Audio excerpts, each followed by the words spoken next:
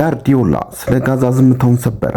የማንቸስተር ሲቲው አለቃ ፔፕ ጋርዲዮላ ትናንት በማንቸስተር ዩኒቨርሲቲ ለማንቸስተር ከተማ ከ9 ዓመት በላይ በሜዳም ከሜዳም ውጭ ላበረከተው አስተዋጽኦ የክብር ዶክትሬት ሽልማት ተሰጥቶታል። በሽልማቱ ወቅት ፔፕ ጋርዲዮላ ለዓለም ትልቅ መልእክት አሰምቷል። በንግግሩም ስለ ሰብአዊነት ልብ የሚነካ ንግግር አድርጓል። ጋርዲዮላ እንዲህ ይላል።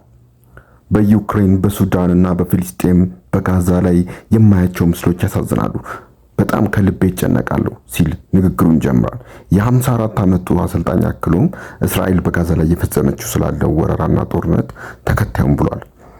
በጋዛ የምናየው ነገር በጣም ያሳዝናል። ሳስበው መላ ሰውነቴን ይጎዳኛል እና ግልጽ ላድርግ፣ ጉዳዩ ስለ ርዕዮተ ዓለም አይደለም። ጉዳዩ ልክ ነኝ ወይም ተሳስታችኋል የሚል አይደለም። ጉዳዩ ስለ ህይወት ጉዳይ ነው። በሺዎችና በሺዎች የሚቆጠሩ ንጹሃንና ህፃናት፣ ንጹሃን እናቶች እና አባቶች፣ ንጹሃን ቤተሰቦች በሙሉ ሲሰቃዩ፣ ሲራቡ፣ ሲገደሉ እናያለን። ይህ የሆነ ብዙ መሪዎች ግን ስለ እኩልነት አያስቡም ሲል ተናግሯል።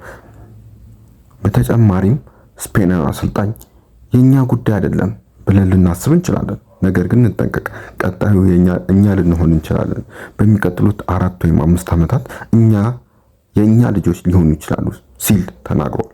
እንደ ፊልስጤም ጤና ሚኒስቴር መሰረት ከጥቅምት 2023 ጀምሮ ቢያንስ 54880 ፍልስጤማውያን በእስራኤል ወታደሮች የተገደሉ ሲሆን ከነዚህም 28000 ያህሉ ህፃናትና ሴቶች ናቸው።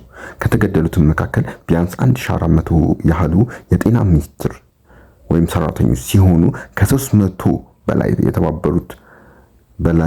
የተባበሩ መንግስታት የእርዳታ ሰራተኞችና 220 በላይ ጋዜጠኞች ይገኙበታል። ይህንና ሌሎች መረጃዎች እንዲደርሱ ላይክ፣ ፎሎ እና ሼር ማድረጉን አይርሱ።